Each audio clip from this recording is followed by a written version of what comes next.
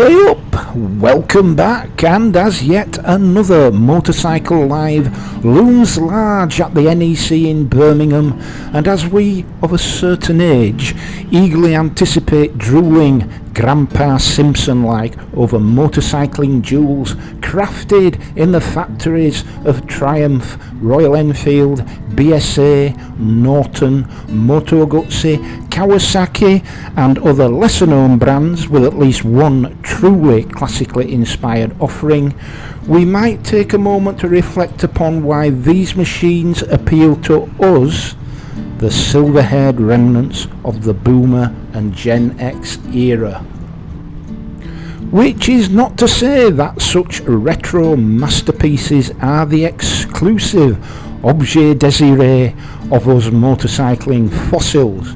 Far from it, as even late millennials and early Gen Zs are to be seen proudly riding their metal steeds bearing names like Interceptor and Gold Star, while sporting open face helmets, goggles and an array of waxed cotton or vintage leather as they recreate their imaginings of the ton-up boys warping along the North Circular in the heady 1960s.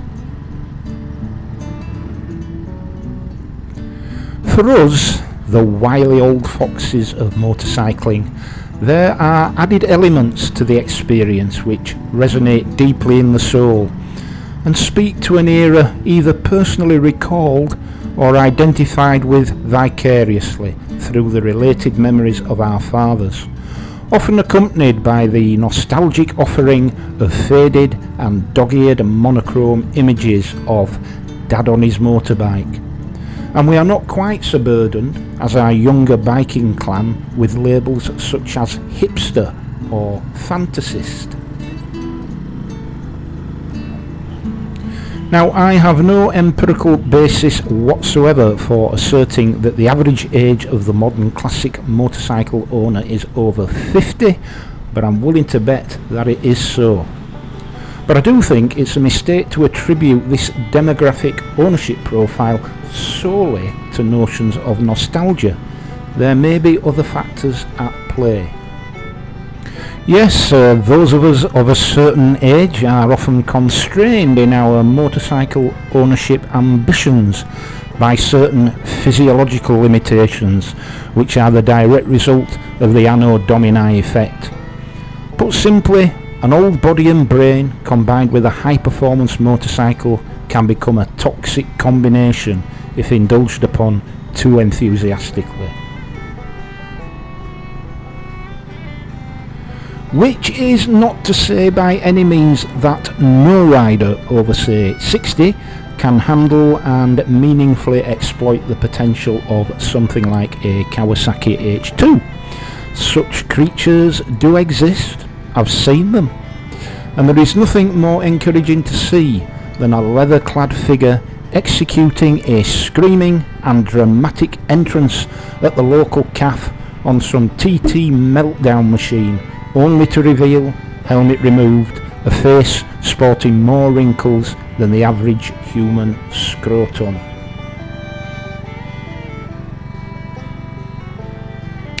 But let's be honest, if you're anything like me, you'll be feeling the physical and mental manifestations of ageing into one's latter decades. As we age, our muscles degrade, our reaction times slow down, and our bodies become more vulnerable to trauma and are slower to heal.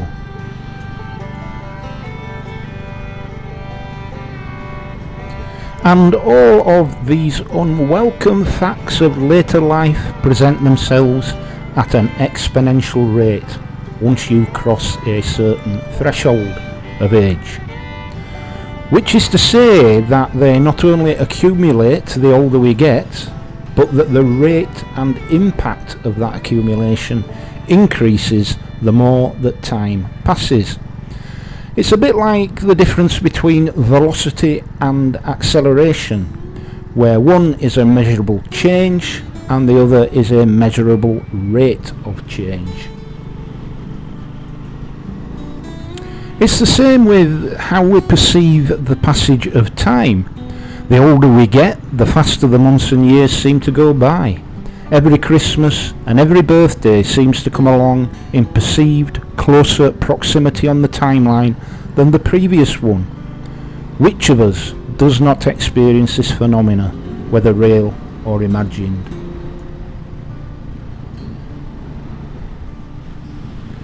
But for the most part, we older bikers, whether we like it or not, have our realistic choices of motorcycle limited for us, whether we are conscious of it or not. This has its distinct advantages. If we're realistic about our ownership ambitions, we should factor in not only what we can reasonably manage now, but what we might reasonably expect to be able to manage years down the line. Now, of course, this depends to a large extent upon how long we intend to keep a motorcycle once purchased. And that period of ownership can itself depend upon how we finance the purchase. For example, a 3-year PCP arrangement will normally tie you to the bike for the period of the agreement, and so some pragmatism around where we are likely to be physiologically will be the order of the day.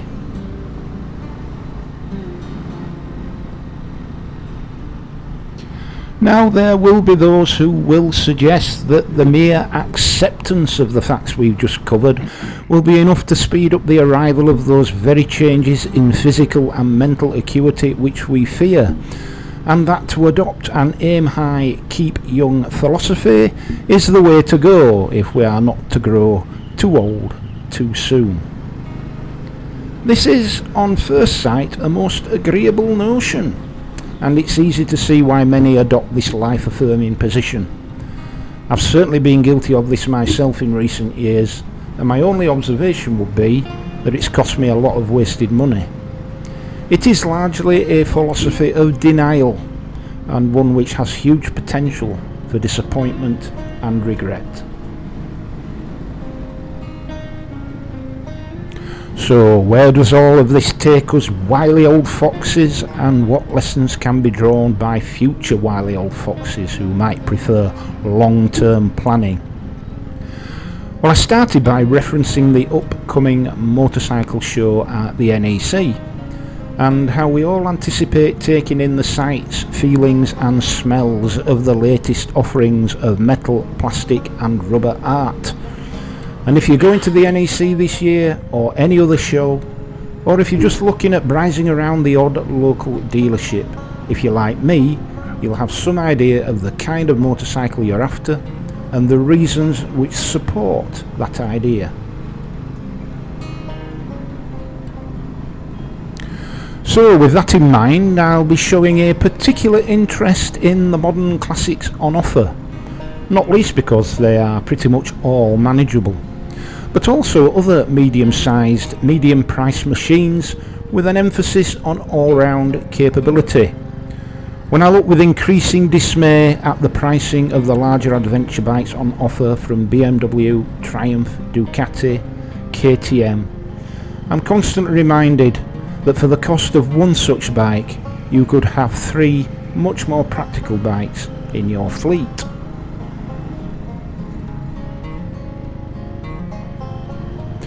So, if I'm asked which I would rather have, one fully spec'd new GS 1300, or for the same price, say a new Yamaha Tenere World Raid, a Royal Enfield 650 of some description, and a Triumph 400 Scrambler, I'd be quick to answer, very quick indeed. There are of course many permutations of motorcycles which can be had in numbers of 2, 3 or more for the price of just one top of the range offering from the major brands, all of which sort of begs the question of whether 3 manageable bikes is better than one unmanageable bike. Bit of a no-brainer that. And if your reluctance to take on something like a Royal Enfield Interceptor or BSA Gold Star is based upon a belief that they are pretending to be something they are not, then consider this. The British-made bikes of the 60s, to which they pay homage, were never fully British. As my old man used to say, I'm bloody sure that the rubber for the tyres and the raw materials to forge that metal didn't come from anywhere near this country. A point well made. And if you'll indulge my cynicism a moment longer, I'd venture to suggest that if the likes of the Gold Star and Interceptor were 100% British, they cost twice as much and last half as long.